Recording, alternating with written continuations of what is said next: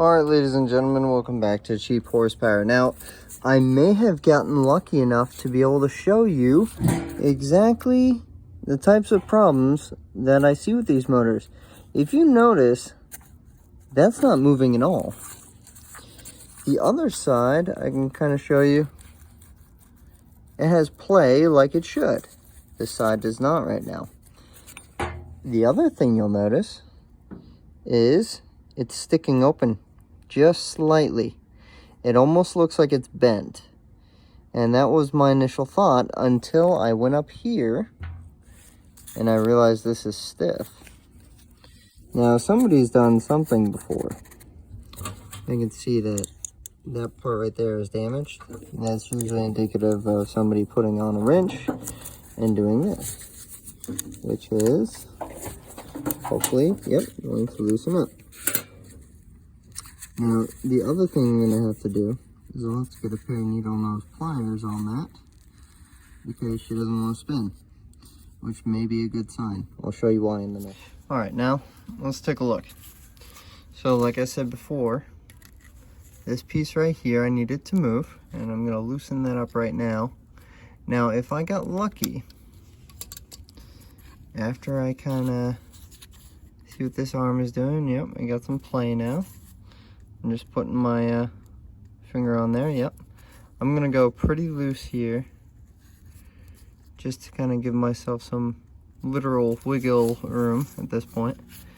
And it's still stuck. Now, if I push with my finger, nope, she's bent. Okay.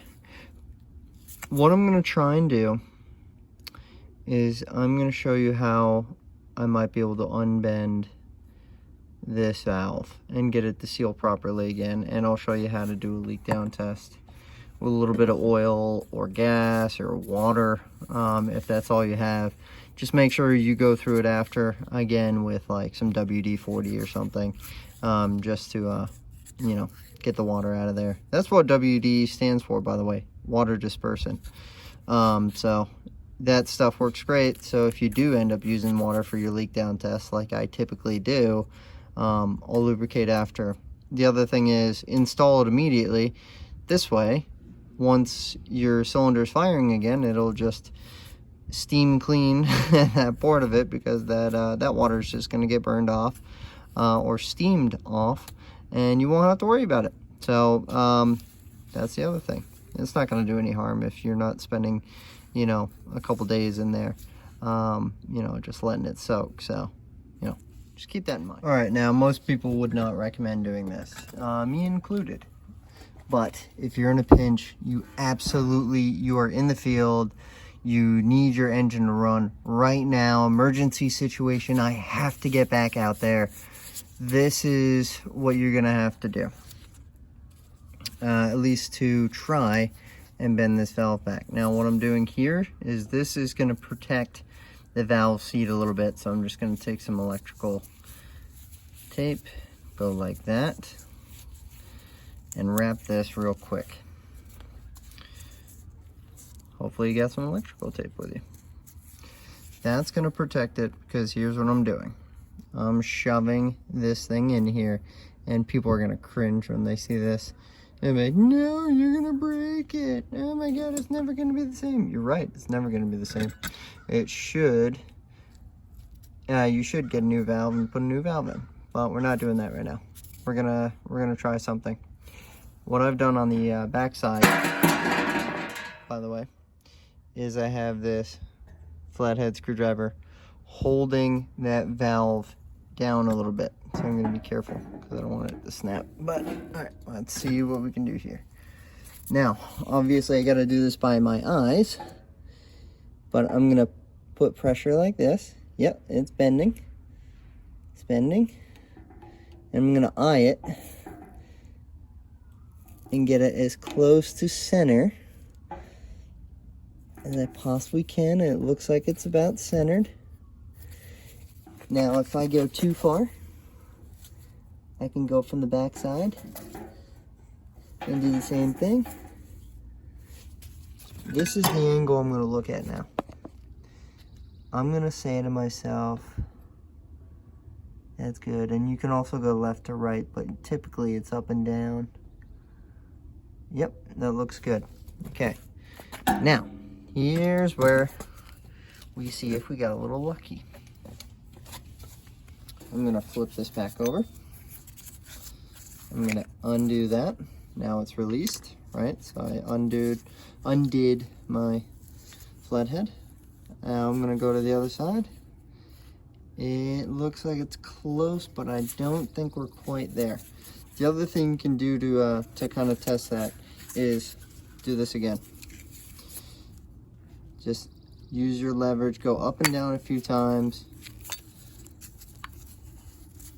And it looks close, but not quite. But let's, yeah, I don't know if you can see that on camera, but you can see a little bit of light coming through. So even without doing a leak down test, kind of have that. Now the other thing you can do is you can take this little plastic here and go like this. 2, 3. Now let's see if it's sealed. Nope. Still got air coming through. So I'm gonna work off camera and try and get it proper, and we'll see what we can get from that. All right. So the other thing I wanted to show you is this. So needle nose pliers. I'm gonna do the same thing too. If I can find that electrical tape.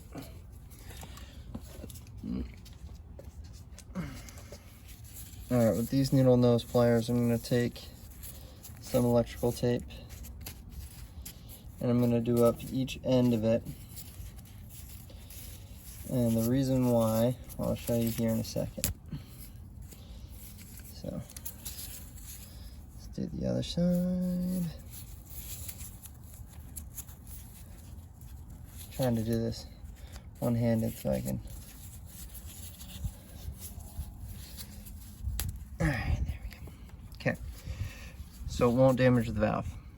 This, if your valve is not bent but it's just barely sticking a little bit, see how that's moving now?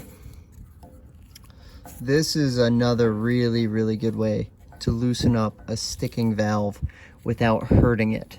As you can see, I have this pushed out on the opposite side. What this is gonna do is allow lubrication to get in where that valve is. The other thing is you wanna spray penetrating oil in there kind of as you're doing this. I've already done so. So this will really loosen up sticking valves without damaging them. You can spin these all day long. Nothing bad is gonna happen. So do that. Loosen these up, and it really, really helps that valve motion. And it's kind of, I still got to work with this valve a little bit because it's still not sealing all the way, and I want to give it a valid shot here. I'm doing so I'm just kind of working it all. It's kind of like doing body work. You gotta get it just right, and a lot of the times your eyes are your best tool. So let's see how that did. I think it's gonna be stuck right there at the end. It is so close. Oh man, it is right there. I'm gonna try and beat this in a little bit.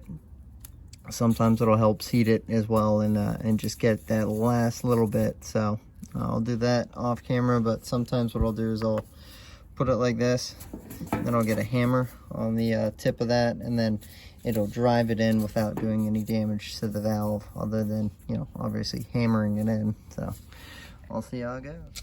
I figured I'd show you what I was doing here. Like I said, I'll be tapping this on that side.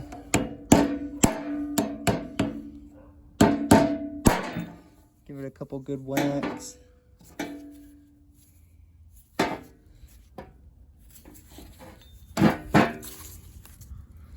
So close. All right, so good news.